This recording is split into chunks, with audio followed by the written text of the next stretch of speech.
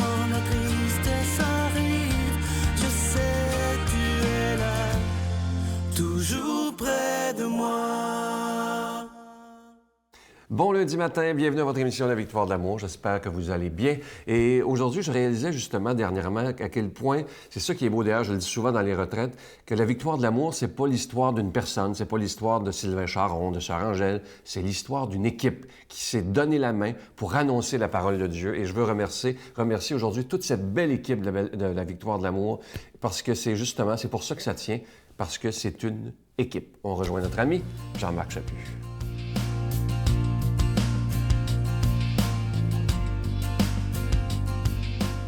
Salut! Hey, j'ai donné une conférence à Québec l'autre fois, puis j'ai parlé de l'équipe. Que l'animal humain est un animal grégaire. Grégaire veut dire troupeau, qui aime se tenir en groupe. Puis dans la salle, il y avait un monsieur à qui j'avais parlé pendant quasiment une demi-heure auparavant, un homme dans la soixantaine, qui m'avait raconté qu'il est parti pour l'Afrique du Québec à l'âge de 23 ans. Il en est revenu à 66 ans. Pas un missionnaire. Il faisait des contrats pour certains pays d'Afrique là-bas. 1 an, 7 mois, 6 mois. Il a voyagé partout. Extraordinaire, une vie extraordinaire. Puis il me parlait de l'équipe. On en a parlé un peu juste avant. Puis il me disait qu'il y avait un texte qu'il avait trouvé dans, comment ça s'appelait déjà? Paroles d'Afrique. Il avait trouvé un texte incroyable sur justement l'équipe. Et ça s'appelle, c'est un signe de sagesse vieillir en langue africaine la plupart du temps. Voici ce que j'ai vu. C'est un père de famille qui parle à ses enfants. Voici ce que j'ai vu. Ce n'est pas aujourd'hui que le monde a commencé. Ce n'est pas aujourd'hui qu'il va finir. Il y avait un vieux avec ses fils, il avait 10 fils. Il prit des brindilles de la brousse et les attacha ensemble.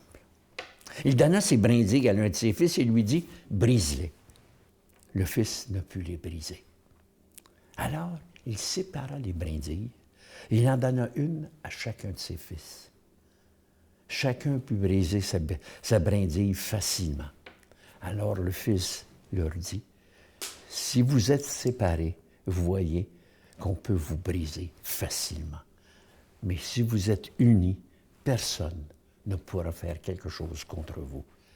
C'est cela que je voulais vous prouver. » C'est-tu incroyable? Je trouvais ça tellement magnifique. Je me disais, ben oui, l'équipe, c'est on se tient, on est tous ensemble. Et c'est ça qu'il faut retrouver. Le fait qu'il y a des guerres partout dans le monde, on oublie de faire équipe. On est tous sur la même planète, 7 milliards d'habitants. Il faut y vivre sur cette planète avec tout ce qu'on fait. Il faut faire attention à la pollution, il faut faire attention à l'air qu'on respire. Et surtout, je pensais aussi à tous ceux qui nous arrivent par avion, qui ont tout fui pour vivre. Et dans un livre qui a été écrit par une Somalienne, Ayaan Hirsi Ali, elle dit « Nous ne gagnerons pas en rayant de la carte l'État islamique ou Al-Qaïda ou Boko Haram. Un nouveau groupe radical apparaîtra ailleurs. Nous ne gagnerons que si nous sommes capables de combattre l'idéologie de l'islam, de compter son message de mort et d'intolérance avec notre message de vie, de liberté, de poursuite ici-bas. S'aimer. » Notre Père qui es aux cieux, que ton nom soit sanctifié, que ton règne vienne, que ta volonté soit faite sur la terre comme au ciel. Donne-nous aujourd'hui notre pain de ce jour. Pardonne-nous nos offenses, comme nous pardonnons à ceux qui nous ont offensés. Ne nous laisse pas entrer en tentation, mais délivre-nous du mal, car c'est à toi qu'appartient le règne, la puissance et la gloire, pour les siècles des siècles. Amen. Dans le cadre de l'année de la miséricorde décrétée par le pape François, la Victoire de l'amour vous invite à sa retraite spirituelle dans le centre du Québec les 8, 9 et 10 avril 2016. Sous le thème « Dieu est miséricorde, il espère et pardonne ». Venez vivre des moments de ressourcement inoubliables en compagnie de l'abbé Robert Jolicoeur, Jean-Marc Chaput, Brigitte Bédard, Sylvain Charon et Miguel Padilla à l'hôtel et suite Le Dauphin à Drummondville. Réservez rapidement à notre bureau au 514-523-4433 ou sans frais 1-888-811-9291. Venez vivre une fin de semaine exceptionnelle remplie d'amour, de paix et de joie.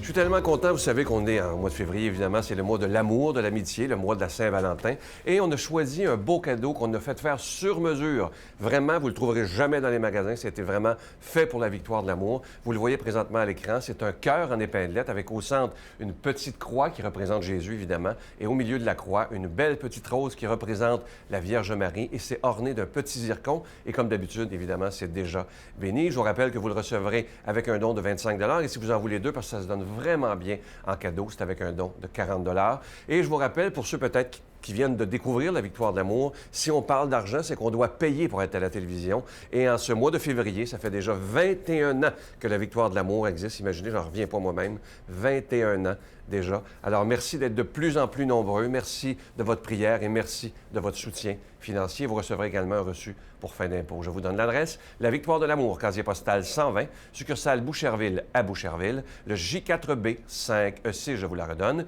La victoire de l'amour, casier postal 120, succursale Boucherville à Boucherville. Le J4B 5E6. Également par téléphone, par carte de crédit du lundi au vendredi de 8h30 à 16h30 dans le 514-523-4433, 514-523-4433 ou sans frais, le 1-888-811-9291, 1-888-811-9291 et aussi sur notre site Internet, le www.lavictoiredelamour.org. Alors, je vous rappelle ce beau cadeau du mois, cette épinglette en forme de cœur avec une croix, une rose ornée d'un petit zircon. Et c'est en épinglette, comme je vous disais. Merci de votre aide.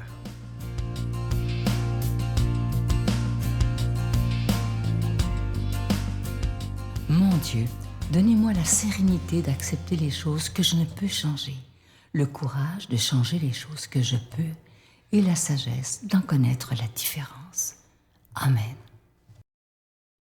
Aujourd'hui, la parole de Dieu sera proclamée par l'abbé Stéphane Roy.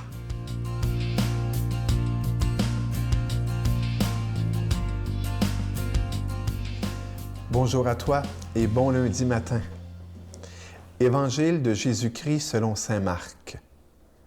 Jésus et ses disciples, ayant traversé le lac, abordèrent à Génézareth et accostèrent. Ils sortirent de la barque et aussitôt les gens reconnurent Jésus. Ils parcoururent toute la région et se mirent à transporter les malades sur des brancards là où l'on apprenait sa présence. Et dans tous les endroits où il était, dans les villages, dans les villes ou les champs, on déposait les infirmes sur les places. Il le suppliait de leur laisser toucher, ne serait-ce que la frange de son manteau. Et tous ceux qui la touchèrent étaient sauvés. Dans cet extrait d'Évangile que j'aime beaucoup, parce qu'il est simple, mais en même temps très riche. Ce matin, j'aimerais aujourd'hui avec toi souligner un bout de phrase. Là où l'on apprenait sa présence. Et il me semble que sa présence devrait avoir un grand P et non un petit P. Là où l'on apprenait sa présence, grand P. La présence de Dieu, la présence de Jésus. Il y a des grands mystiques qui ont écrit des expériences, qui ont essayé d'écrire des traités pour nous parler que l'une des choses les plus importantes dans la spiritualité, c'était d'être en présence. Et je pense entre autres au frère Laurent de la Résurrection, qui était un petit frère convers, parce qu'il était assigné aux petites tâches, aux menues tâches de sa communauté. Et je pense qu'une bonne partie de sa vie, frère Laurent a été, entre autres, assigné à laver les chaudrons dans la cuisine. Et pourtant, il était un grand mystique, un grand spirituel. Et lorsqu'on lui demandait quelle était la perle de sa spiritualité, c'était d'être en présence de Dieu, en présence de Jésus. Aujourd'hui, on va tellement vite que parfois c'est difficile même d'être en présence de celui qui est en avant de nous autres. parce qu'on est stimulé par toutes sortes de choses et que c'est difficile pour nous d'être en présence de celle ou de celui qu'on aime. Ça me fait toujours mal quand j'entends parler de foyers, de maisons où il y a des gens, plusieurs personnes qui y habitent et qui pourtant ne se parlent pas, se sentent seuls, ne sont pas en présence de l'un de l'autre. Avec les moyens de communication aujourd'hui qui sont pourtant extraordinaires parce qu'ils rendent de nombreux services, on sent que c'est plus difficile même encore d'être en présence de l'autre. Combien de gens que l'on voit au restaurant qui, au lieu de se parler, textent l'un en face de l'autre. Des couples, des amis, des collègues. Aujourd'hui, demandons la grâce d'être en présence de Dieu, de goûter la présence de Jésus, de goûter la présence de Dieu. Je ne sais pas si tu l'as déjà goûté. Moi, je la goûte souvent. Non pas parce que je suis un choyé, mais je veux cette présence. Parce qu'elle est fondement de ma vie de prêtre, mais aussi de chrétien. Combien de fois je demande à Dieu de goûter et de sentir sa présence. Et je ne vous mens pas. Ils sont rares les moments où, lorsque je le demande, que je ne le sens pas. Sentir la présence de Dieu. Une présence extraordinaire, une présence qui transforme, une présence amoureuse. Des fois, je conseille à des gens, puis à mes prisonniers, de tout simplement de s'étendre sur leur lit, de se mettre sur une chaise, et puis de se fermer les yeux, puis d'invoquer cette présence de Dieu sur eux.